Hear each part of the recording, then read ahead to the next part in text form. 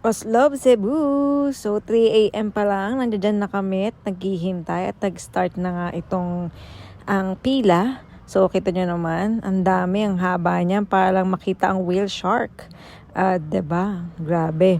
So, pagdating namin sa loob, ganitong kadami pa rin yung tao at kita nyo naman ang mga ate ko, tulog pa, 'Di ba? Antok na antok yan kasi 2 a.m. pa lang gising na kami. Ayan 'di ba? Tulog pa rin si Inday. Uy, Inday, gising na. So, nag-start na nga ating iba pinag-life best na. Sila yung unang-unang batch. Depende kung anong batch nyo. Kami, batch 37. So, matagal din yung paghihintay din namin para makita ang whale shark o butanding. Ayan na. So, waiting pa rin kami dyan. At susunod na kami dyan, sasakay na kami ng bangka.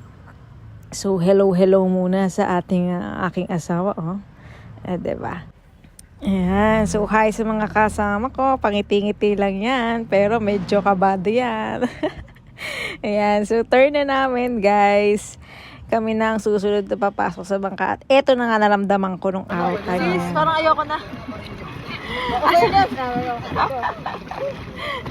Let's go. Whale. Black. Sa una, kabado ka, syempre, whale shark yan diba? Nakikita ko nga yan sa imagination ko pag naliligo ako What more fun, nakita ko na talaga siya, harap-harapan, diba? So, feeling mo, syempre, nakakaba, pero masaya pala. So, ang pinapakain pala dyan sa whale shark para lumapit sa amin is hipon. Yung hipon na parang alamang, ganon. Ganon yung pinapakain sa kanila para lumapit sa amin. So, napakaswerte namin kasi dahil nga sa maaga ang aming gising at maaga kami nakapila, maaga din namin nakita tong mga whale shark na yan. 10 pala sila yung time na yan, 10. So, palibot-libot lang sila dyan. Napunta pala talaga sila dyan sa malapit sa Pangpang kasi nga para kumain. So, parang dyan yung pinaka-breakfast nila. Tapos, mga tanghalian nila, pupunta naman sila sa Sumilyon.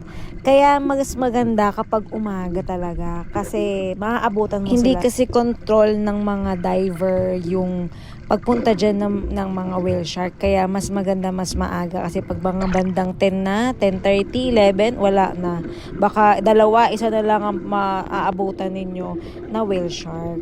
So, yun ang mga tip ko kung pupunta kayo ng Oslob at i-encounter nyo itong whale shark na ito. Ayan, so mahirap medyo makagalaw kapag may life vest ka kasi hindi ka makakalubog ng todo. Kahit anong push mo pa yan, minsan kasi hindi ka talaga makakalubog dahil sa life vest. Pero dahil mas okay talaga na may life vest kasi nga maalon, sobrang maalon talaga nung time na yan. Tapos maambon-ambon pa. So, ayan na, tapos na-encounter na namin at na-conquer na namin ang aming fear sa whale shark. Macho yan. Di ba? Bibili naman kami ng souvenir niyan. Syempre, dahil natuwa kami sa Oslob, Cebu, lalo-lalo na sa whale shark, bibili kami ng souvenir. Ayan, so sobrang daming tao, di ba? Papunta naman yan dun sa whale shark. Ayan. So, bibili na kami ng souvenir. Ito yung mga pictures namin. Si ate. Thank you. Bye!